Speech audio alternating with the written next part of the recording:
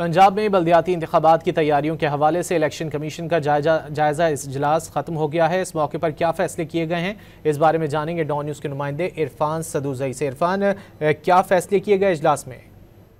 जी, आज बहुत ही इम्पोर्टेंट इजलास था और इसमें जो पंजाब हुकूमत है उन्हें 4 माह का वक्त दिया गया था कि इसमें जितनी भी तैयारियां हैं वो मुकम्मल कर लें। और इसमें हदबंदी रूल्स के लिए मजीद जो है वो उन्होंने हमारे ज़राए के मुताबिक वक्त मांगा है और पंजाब हुकूमत ने जनवरी 2026 तक हदबंदी रूल्स की जो तकमील है उसके लिए वक्त मांगा है। अभी तक कोई ऑफिशियल स्टेटमेंट नहीं आई, लेकिन इलेक्शन कमीशन के ज़राए के मुताबिक पंजाब हुकूमत ने मजीद वक्त मांग लिया और इसका मतलब ये है कि पंजाब में जो बल्दियाती इंतखाबात हैं वो मजीद ताखीर का शिकार हो सकते हैं। इलेक्शन कमीशन ने इससे कबल ये कहा था कि दिसंबर के आखिरी हफ्ते में इलेक्शन करवाए जाएंगे। उससे कबल पंजाब हुकूमत को कहा था कि जल्द अज जल्द तमाम जो इकदाम हैं वो लिए जाएं ताकि इलेक्शन बर वक्त करवाए जाएं। लेकिन आज के इजलास में हमारे ज़राए के मुताबिक ये बात सामने आई है कि पंजाब हुकूमत ने एक मरतबा फिर मजीद 4 हफ्तों का वक्त मांगा है और उन्होंने कहा है कि जो 4 हफ्ते अभी इलेक्शन कमीशन ने चीज़ें कंप्लीट करने के लिए दी थी वो नाकाफी हैं और इस हवाले से मजीद वक्त दिया जाए। और पंजाब हुकूमत ने जनवरी 2026 तक